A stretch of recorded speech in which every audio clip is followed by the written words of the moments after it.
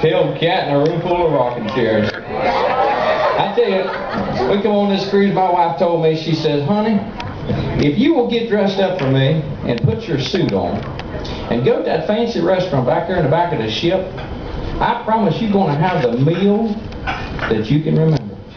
And she did not lie. Them people in them fancy outfits come out there and they brought me a crawdadle with a tail that long. Well, you guys already know I'm from West Virginia, and you know when you sit around on these cruise ships, I've been on a couple of them now, the first question people ask you, they say, well, where are y'all from? I said, well, I'm from West Virginia. They kind of look behind you like they're looking for your children. Like they want to find out if they've been swimming in the shallow end of the gene pool.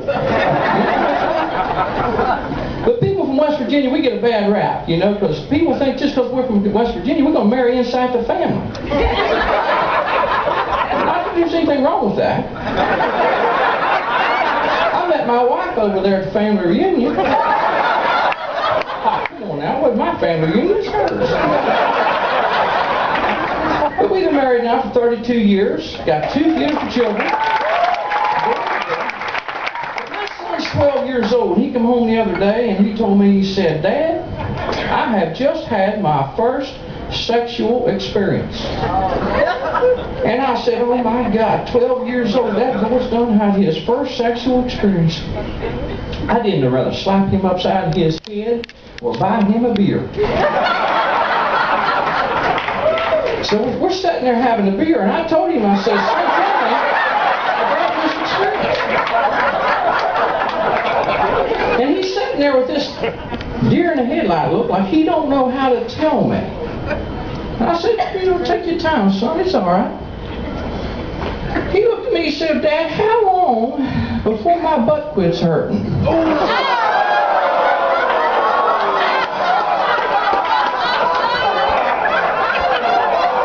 I got to move on. My wife don't like it when they talk about the youngins up in front of people.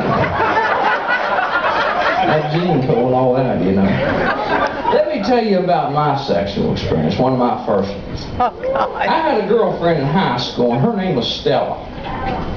And Stella was a pretty little girl. She was fine. And we went through high school together, but the only thing about Stella, she didn't have no legs. She lost her legs in an accident, it's okay. She was a good friend of mine though, and she was a pretty little thing. And my mama got the idea, she said, son, I think you ought to ask Stella to the prom. I said, Mom, I can't ask Stella to the prom. She ain't got no legs. She can't dance. She said, go and ask her. I promise you're going to have a good time. Stella's going to have a good time too. So I did. I took Mama's advice and I said, I asked Stella to the prom. She said, yeah. And she was all excited. Went out and bought herself a fancy dress. Got all frillied up for me. I borrowed me a necktie, a T-bone, and I went to pick Stella up.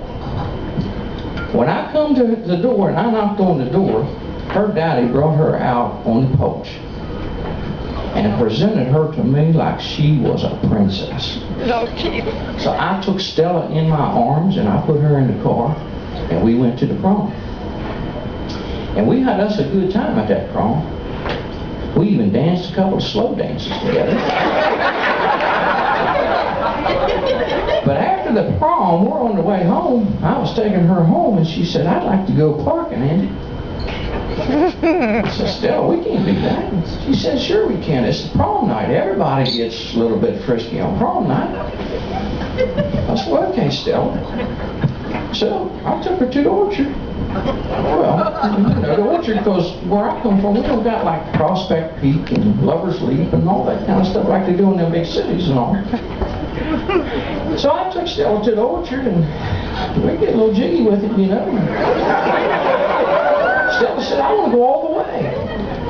I said, Stella, we can't do that. We're in the Volkswagen. She said, I've been thinking this over and I got me an idea. She said, you see that big apple tree out there? I said, yeah. She said, you just take me out there and I will just hold on to that bottom limb. I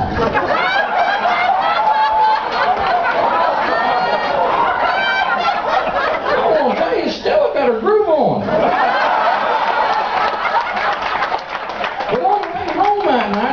feeling guilty about this. And I just knew when I walked her to the door that when her daddy took one look at my face, he's going to know what I have done to his little girl. So I took her up to the house and got ready to knock on the door, and the door come open, there was her daddy. And I presented her back to him, and he looked at me and he said, "You wait right here, son." I could feel the hammer cock. I said, "Yes, sir, I'll be right here." So I waited, I paced back and forth, and waited and waited. I thought, oh my God, she is spilling her guts. Well, I waited. When he come down the stair steps, right on out on the porch with a big smile on his face, slapped me on the back and said, "I just want to thank you, son, for being a gentleman to my little girl." I said, "Sir, I don't think you fully understand what has transpired here tonight." He said, "Yeah, I think I do. I know what kids do.